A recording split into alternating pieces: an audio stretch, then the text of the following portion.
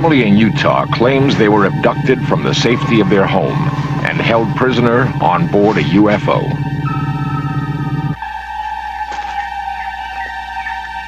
Other people have also reported being captured by extraterrestrials.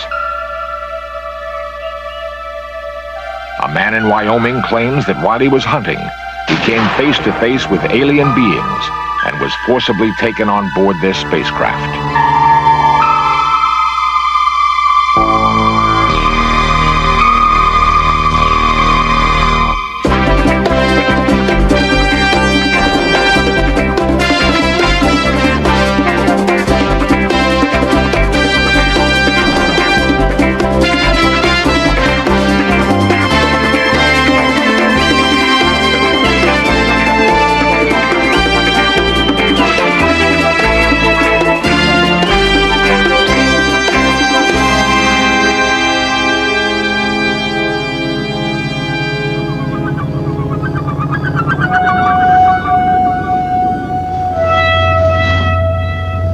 Many people insist they have been kidnapped by aliens and imprisoned on board UFOs.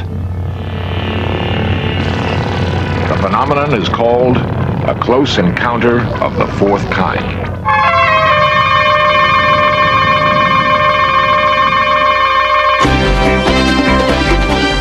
This series presents information based in part on theory and conjecture.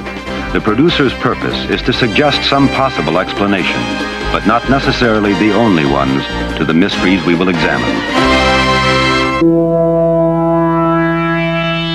500 billion stars in our galaxy alone, each a seething universe spitting fire and light. Only recently have the powerful eyes of radio telescopes given mankind a glimpse of the infinity of space.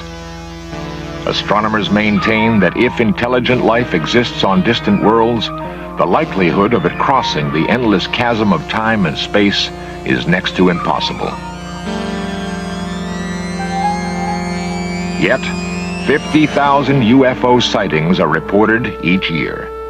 Some are backed by what is purported to be concrete evidence, like the suspended image of a UFO captured by an Arizona cameraman in 1966.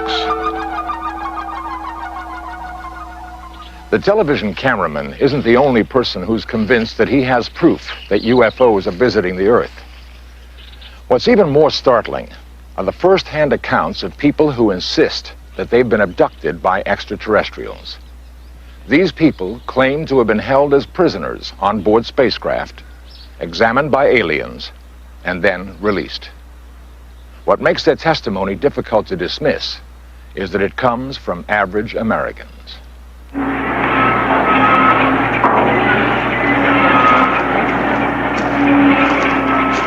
Carl Higdon is the foreman of an oil rig in Rawlins, Wyoming.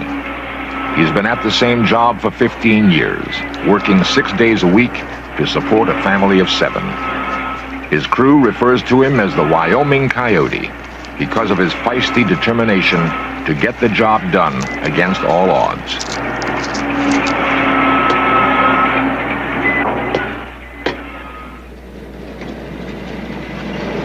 An experienced woodsman with a love for the hunt, he looks forward to those days he can retreat into the forest.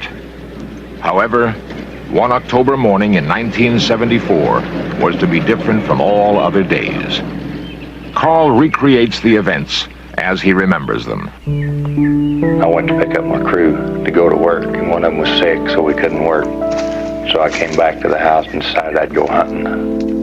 So I decided to go on down into the forest, and I hunted down there until it must have been around 4 o'clock.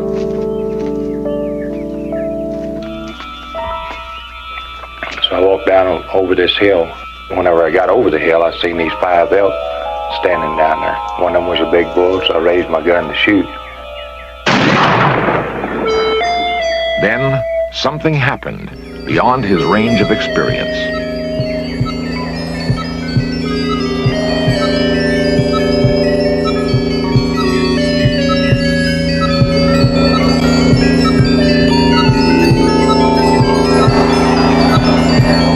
Carl blacked out. When he regained consciousness, he was aware that an undetermined period of time had elapsed and that he had lost touch with reality.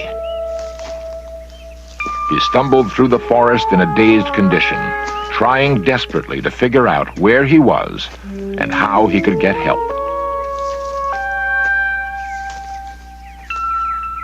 By 8 in the evening, Marjorie Higdon became alarmed when her husband hadn't returned. She called for a search party. Hello, Marilyn? Yes, this is Margie. Carl's not in from hunting yet, and I was wondering if you guys could take me out and look for him. Yeah, I know, but he's not in yet. Yeah, but I don't have a four-wheel drive. Uh-huh. Well, I don't know. I just feel like I ought to go look for him.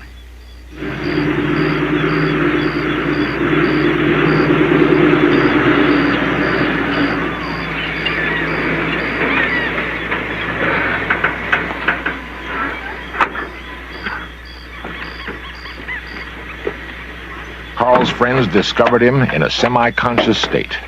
They were disturbed by his incoherent ramblings. What happened? Oh, You don't know. I don't know. It seems strange. You sure you're all right? Yeah? You're not hurting anywhere? No. Okay. Get you out of here and get you to the doctor as soon as we can.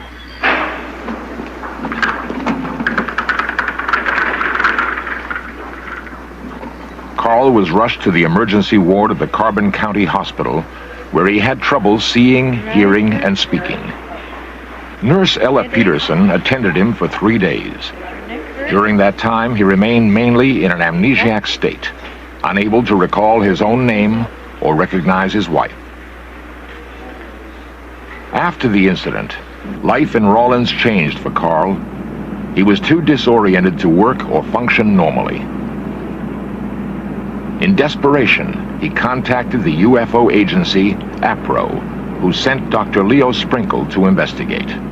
I serve as a consultant in psychology, and my primary interest is working with those people who claim to not only see flying saucers, but also claim to have had some kind of abduction experience or some kind of contact, face-to-face contact with alien beings who are associated with the UFOs. I myself have investigated 23 persons using hypnotic techniques to assist them to recall the experience. Okay, let yourself relax deeply and go right back to that same deep concentration, that same deep relaxation. Let the muscles relax. Let yourself know that you can breathe deeply and easily as you look at the spot. Sometimes these people have a loss of time experience, an amnesic period, which occurs during the UFO sighting, and then later they check their watches and find out that they have lost some time which they cannot account for. And these cases are most exciting and interesting because it suggests the possibility that the persons have been taken on board, have been examined, and then released, and have been told that they will not remember what has happened.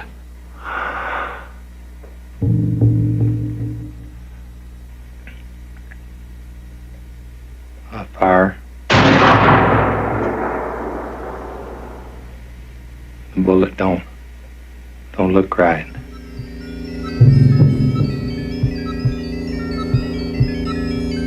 There's somebody. Strange.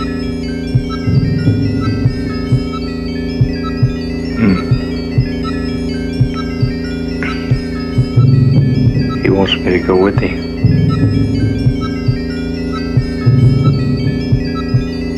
Lights are bright.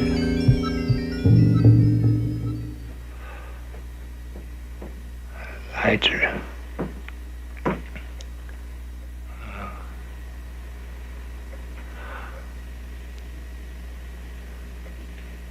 I can't keep my eyes open. I can't see.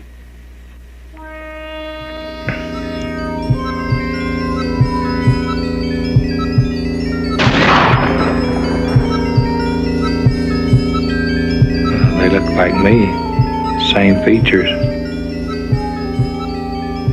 He said the sun burns them.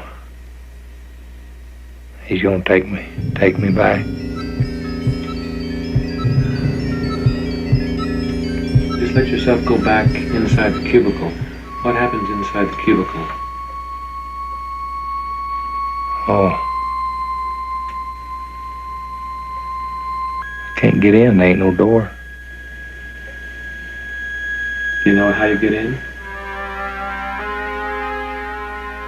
No. We're above the trees. I can see pretty good. The ball looks like a basketball, but it's got a blue gray outline.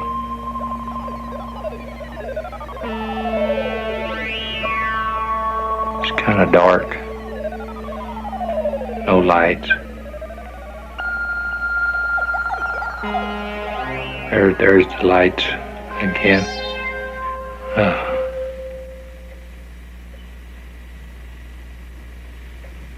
We're back. In the investigation of a case, Dr. Sprinkle attempts to establish an abductee's credibility. Shock condition. He closely questioned Nurse Peterson to determine Carl's condition immediately following the incident. He kept his eyes closed most of the time, saying that they hurt quite a bit. And other than that, why, he had no complaints of pain. Raise both arms for me. This first attachment goes across your upper abdomen. In order to corroborate the story, he arranged for a polygraph exam to be administered. Regarding whether or not you actually had that UFO experience in question, do you intend to answer truthfully each question to that? Yes.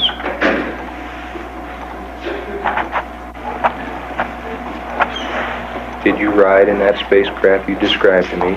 Yes.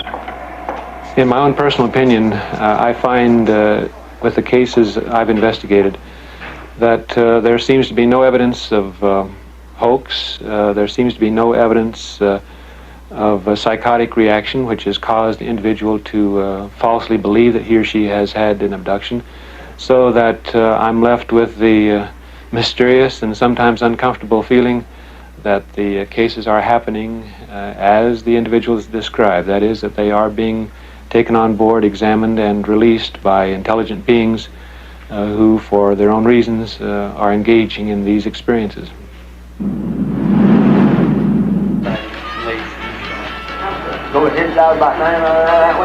Carl managed to work through a traumatic incident that he had been unable to live with.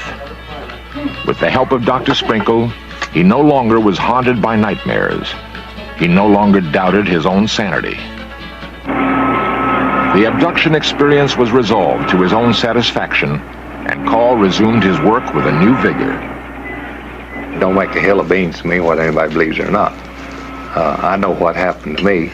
If people want to take it at face value, that's fine. If they don't, it don't make me any difference. The only thing I'm saying is if this does happen to anybody else, what they are to do is talk to somebody about it. Not to hold it inside and try to conquer it themselves, because it can't be done, I don't think. I don't think our mind can take it.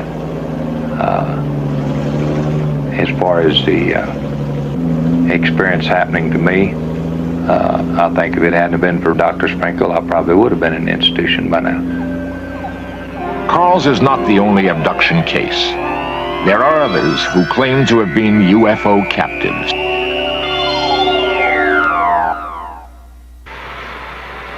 The giant mills outside of Salt Lake City are the center of steel production in the West.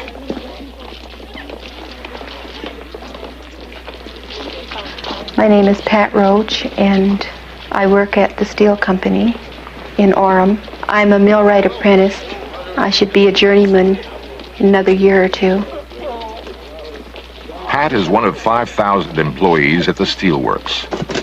When she completes her training as a millwright apprentice, she will be the only woman licensed to make repairs on the heavy machinery.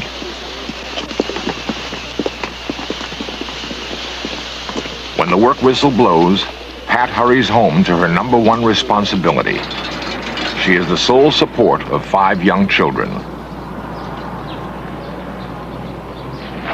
October 16th, 1973, the normal flow of her life was dramatically altered. Pat recreates the events for In Search Of. It was about 8 o'clock in the evening. My little boy was 4 at the time. He climbed up beside me and he had his blanket with him, and we fell asleep.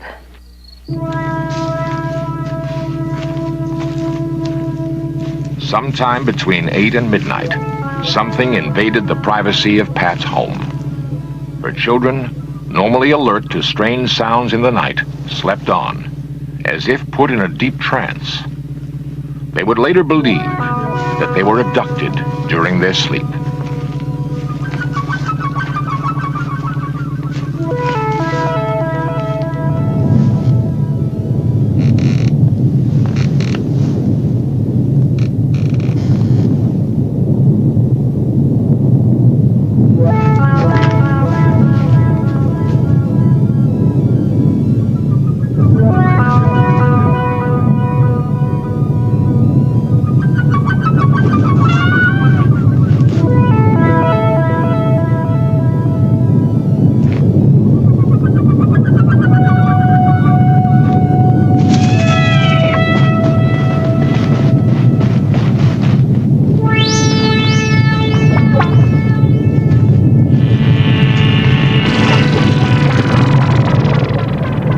Only one child reported seeing something too strange to believe.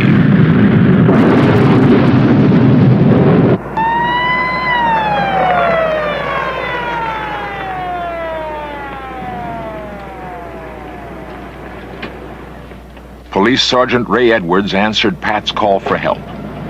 He investigated the area, but could find no evidence of an attempted break-in. Whiskey Alpha Box 372. The following morning, Edwards filed an official report, leaving the case open. He dismissed the claim of Pat's 6-year-old Deborah, who insisted the house had been invaded by spacemen. Nevertheless, for the Roach family, an unsettling mystery still hung over their household and was to persist for the next 2 years.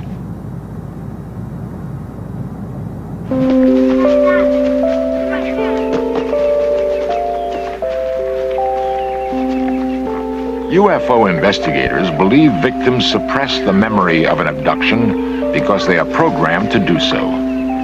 Researchers feel, however, that children stand a better chance than adults of resisting mind manipulation. I wouldn't have actually known what happened that night.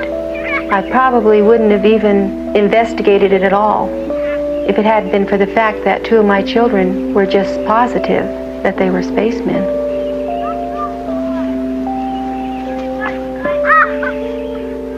I began reading about UFOs, and I began looking at magazines that had stories about UFOs and seeing other people's experiences. And I thought, there must be more to it than what we know. And so I thought, well, the only way we'll find out any more is to go under hypnotism. Tell me more about the time. In order to recall the events, Pat contacted Dr. Jim Harder of APRO, the Aerial Phenomenon Research Organization. And I and 2 other members of APRO are in charge of the close encounter investigations. What I mean by that essentially are close encounters in which people have had intimate contact with what could only be called alien beings. I have talked with 30 or 40 people who've had such experiences. Now, in various degrees, I've been able to regress them through particular experiences. 1, 0. Your whole body's feeling very heavy and relaxed, except that your left arm is beginning to feel The hypnosis enabled Pat to retrieve memories that she had long buried.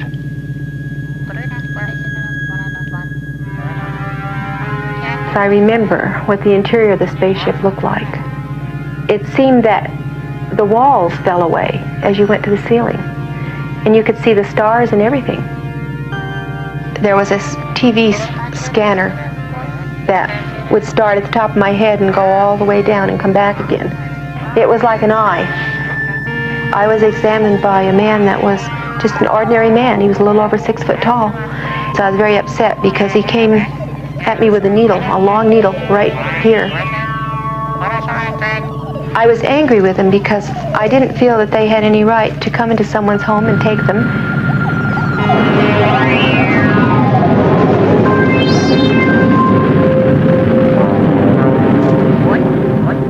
And what I was particularly upset with them about was that I didn't know where my children were.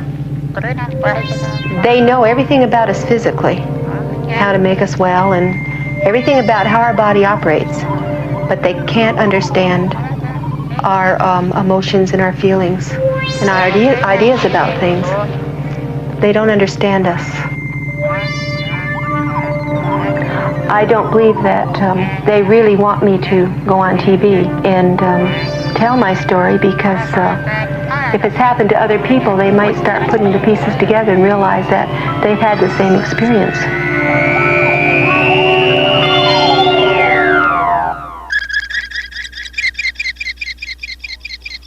Powerful radio telescopes point to the heavens, listening to the noise of the universe.